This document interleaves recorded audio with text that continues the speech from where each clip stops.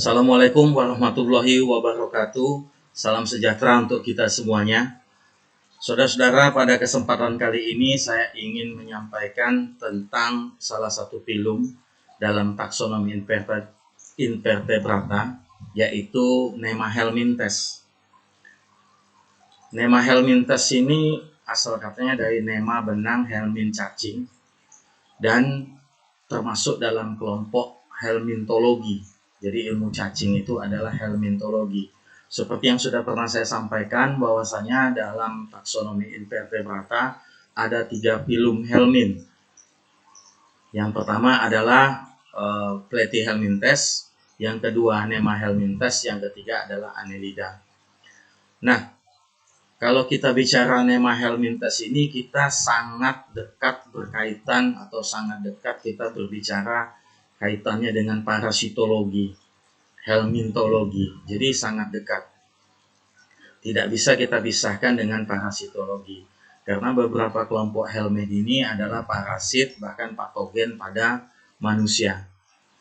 Kemudian, saudara-saudara, ini ada gambar cacing atau helmin dari Ascaris lumbricoides, cacing perut manusia, yang sudah jelas seksnya itu adalah dioecious.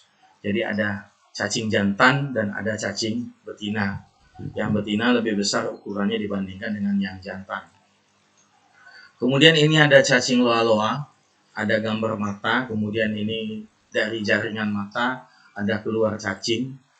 Nah, ini berkaitan dengan vektor ya, yang bisa menularkan atau menyebarkan cacing ini sebagai pembawa cacing.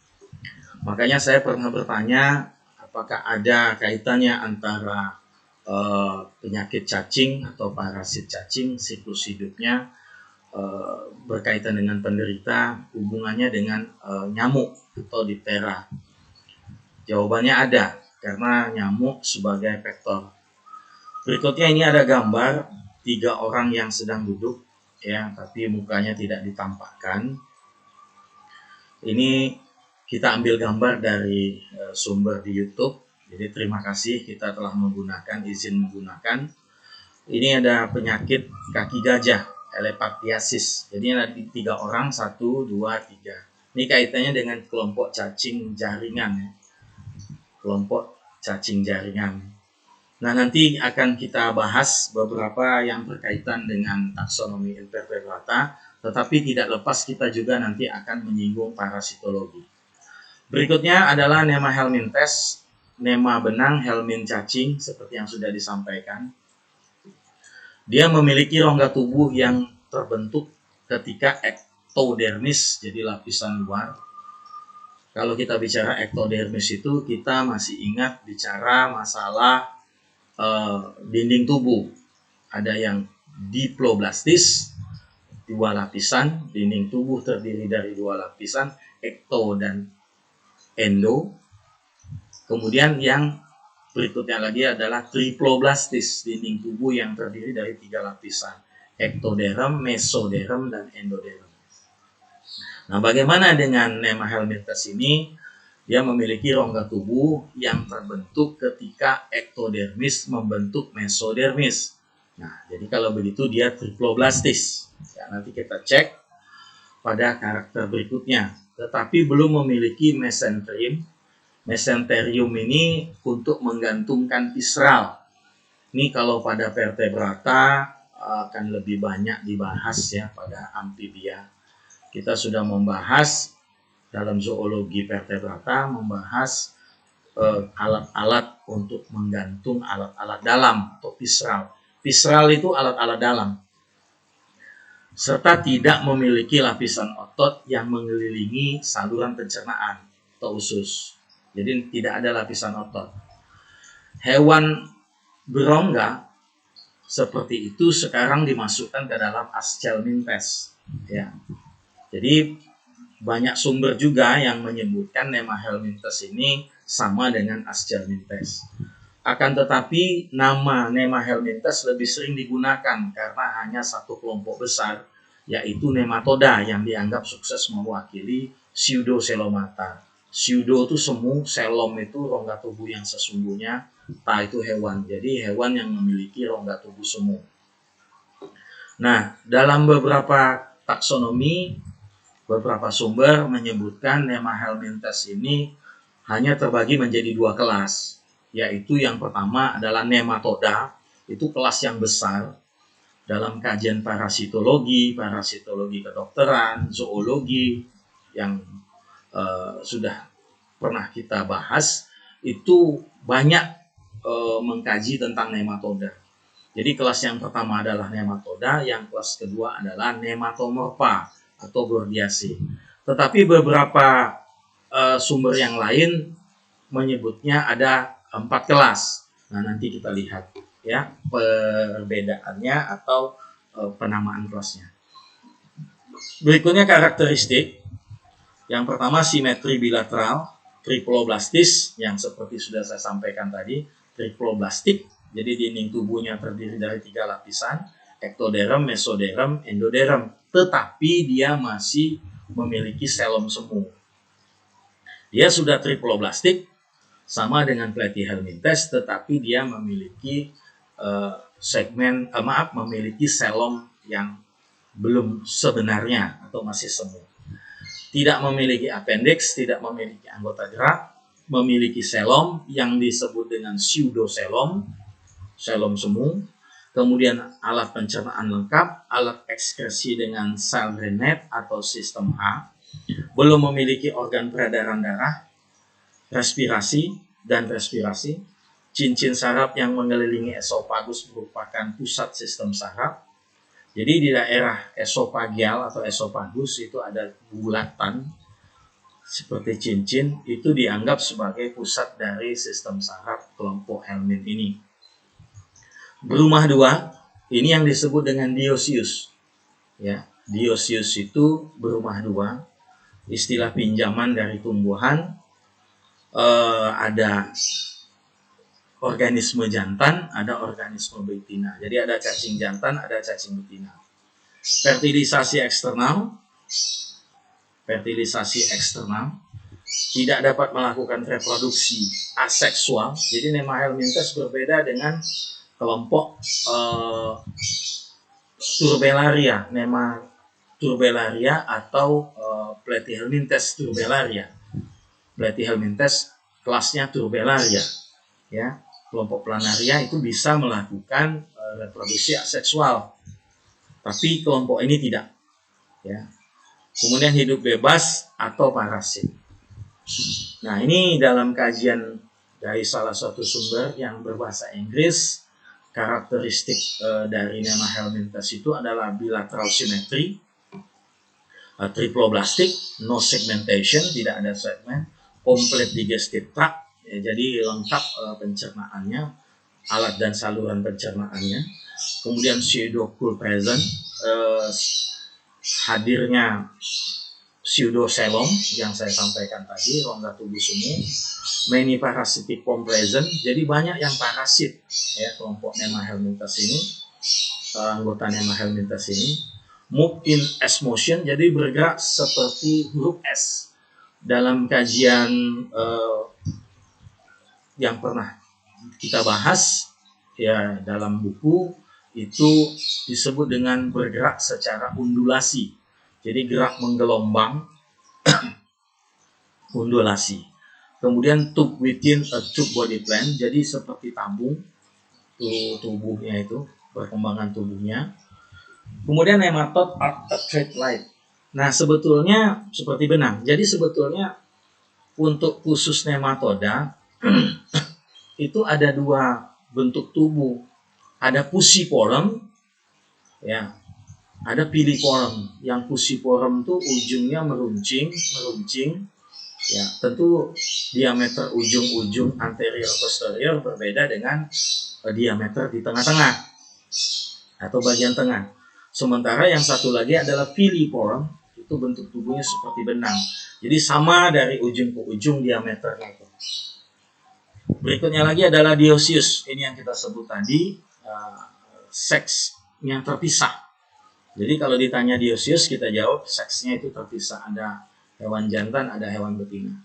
Nah, ini kajian fisiologi, kita tidak banyak betul akan kita bahas. Ada respirasi secara difusi seluruh permukaan tubuh, kemudian sistem saraf tadi ada berkaitan dengan cincin saraf longitudinal, ya, ada cincin saraf, ada tali saraf longitudinal ke anterior maupun ke posterior, kemudian kaitannya dengan tali saraf dan seterusnya.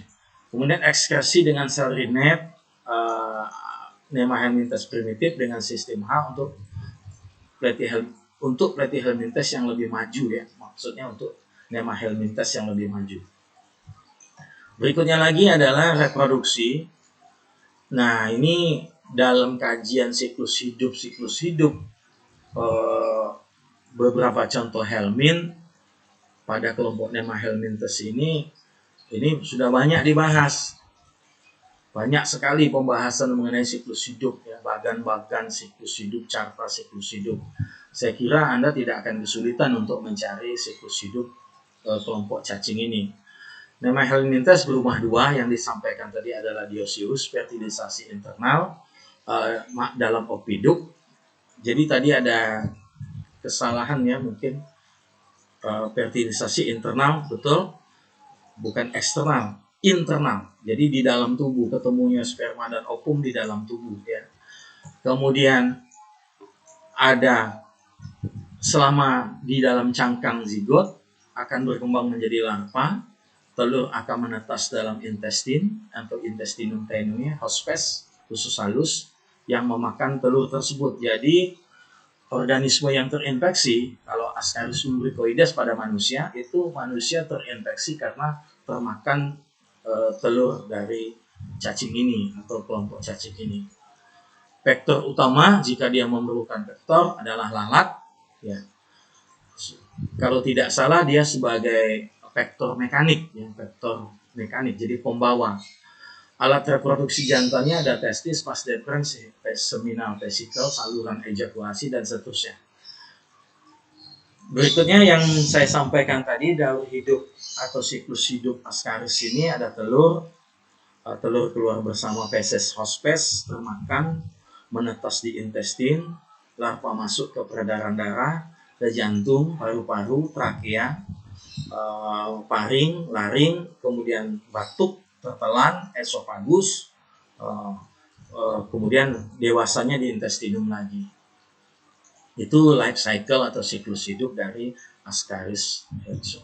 Salah satunya adalah Ascaris lumbricoides pada manusia. Manusia satu-satunya hospes bagi Ascaris lumbricoides. Atau dengan kata lain, Ascaris lumbricoides memiliki hospes tunggal, yaitu manusia. Daur hidup atau siklus hidup Ascaris, Oxyuris, cacing kremi atau Enterobius vermicularis, pinworm, dan Ankylostoma atau Necator itu hampir sama. Hanya Oxyuris yang dapat juga melakukan autoinfection. Jadi ada autoinfeksi. Infeksi itu masuknya kuman, bibit penyakit, patogen ke dalam tubuh manusia. Ya. Nah, ini melalui mulut, peros. Ya. Jadi terinfeksi, autoinfection dan retroinfection, itu yang pada cacing kremi atau cacing silkworm. Disebut dengan pinworm, silkworm, cacing duduk, atau bahasa daerahnya ada yang menyebutnya biadi, ya. Bentuk infeksi keduanya adalah telur, ya, yang termakan atau terminum oleh hospes, jadi peros. Sementara Ankylostoma, Necator, bentuk infektifnya adalah larva di dalam tanah yang masuk ke dalam peredaran darah dengan menembus kulit. Kelas dalam nema helminthes, ini yang saya sampaikan tadi, ada banyak sumber menyebutnya, terutama yang berkaitan dengan parasitologi, berkaitan dengan ilmu kesehatan hanya ada dua, dan yang lebih banyak dibahas dalam ilmu kesehatan itu adalah nematoda. Ya, jadi yang hidup bebas tidak dibahas, yang berkaitan dengan kesehatan manusia tentunya. Nah, ada dua kelas, ada nematoda dan ada nematomorfa atau Gordiaceae. Sementara ini dari satu sumber menyebutkan ada kelas Rotifera. Rotifera ini hidupnya di air tawar, ukurannya kecil, ya. Bagian kepala itu disebut dengan corona, ada kutikula, memiliki bintik mata, alat pencernaan sempurna. Contohnya adalah Asplagna, Philodina, dan Rotaria. Nah, Rotipera ini kalau di bawah mikroskop dia gerakannya cepat sekali, ya, karena dia ada silia, jadi gerakan cepat, ya, bergerak cepat. Kemudian ada Gastrotrica, juga sama, hidup di air tawar dan laut. Ya, kemudian contoh spesiesnya adalah Chaetonotus, contoh genusnya ya genusnya Chaetonotus, Dasydites, dan Cephalodasis. Kemudian yang ketiga ada Kinorhyncha. Kinorhyncha ini contoh genusnya adalah Echinoderella dan Echinoderes. Berikutnya Nematomorpha yang sudah pernah saya sebut. Ini cacing ini mirip nematoda katanya, ya. Contohnya adalah Gordius, Gordionus, dan Nectonema. Contoh genusnya. Kalau nematoda contohnya genus Ascaris yang saya sampaikan tadi, Ascaris lumbricoides pada manusia, Ascaris suum pada babi, Ascaris galline pada ayam, kemudian Oxyorus vermicularis atau Enterobius vermicularis itu cacing kremi, ya. Kemudian Necator, ada Necator americanus, Ankylostoma duodenale, Trichinella spiralis, dan Wuchereria itu Wuchereria transporti, kelompok cacing jaringan. Spesies dari nematoda parasit pada manusia ini ada 5 yang dibuat di sini. Yang pertama adalah Ascaris lumbricoides, Ankylostoma duodenale, Oxyorus vermicularis, Wuchereria banthopti, kemudian ada Trichinella spiralis. Nematoda jaringan Wuchereria banthopti, ada Brugia malayi, Brugia timori, loa-loa, cacing mata tadi, dan ada Onchocerca porpulus. Berkaitan dengan gambar terakhir, ini ada cacing kremi yang banyak menginfeksi pada anak-anak, ya. Termasuk tadi kelompok Ascaris lumbricoides sudah banyak dilakukan penelitian, terutama pada anak-anak SD, karena memang prevalensinya itu, derajat infeksinya itu ditemukan banyak terjadi pada anak-anak, karena anak-anak belum tahu menjaga kebersihan, misalnya mencuci tangan sebelum makan dan seterusnya. Jadi pada anak-anak SD yang pernah dilakukan penelitian kaitannya dengan STH, Soil Transmitted Helminth, itu frekuensi infeksinya itu banyak terjadi pada anak-anak. Frekuensi infeksi banyak terjadi pada anak-anak. Dan salah satunya ini cacing yang juga banyak menginfeksi pada anak-anak adalah pitworm atau silkworm, cacing duduk atau cacing peniti, ya, atau cacing kremi. Nah, ini ukuran senti, 4, 5 ini 1 senti, 5, 6 ini 1 senti. Berarti begitu halusnya, ya, begitu kecilnya. Nah, ini kalau malam dia akan keluar dari saluran perianal, ya, di daerah anus, ya, akan keluar dan akan terasa gatal. Begitu kalau dia bertelur nanti akan terkena masuk ke ujung kuku, dan itu nanti kalau anak-anak menggigit tangan bisa terjadi infeksi. Baik, terima kasih, itu yang bisa saya sampaikan. Mudah-mudahan apa yang saya sampaikan ada bermanfaat. Mohon maaf kalau ada hal yang tidak berkenan. Assalamualaikum warahmatullahi wabarakatuh.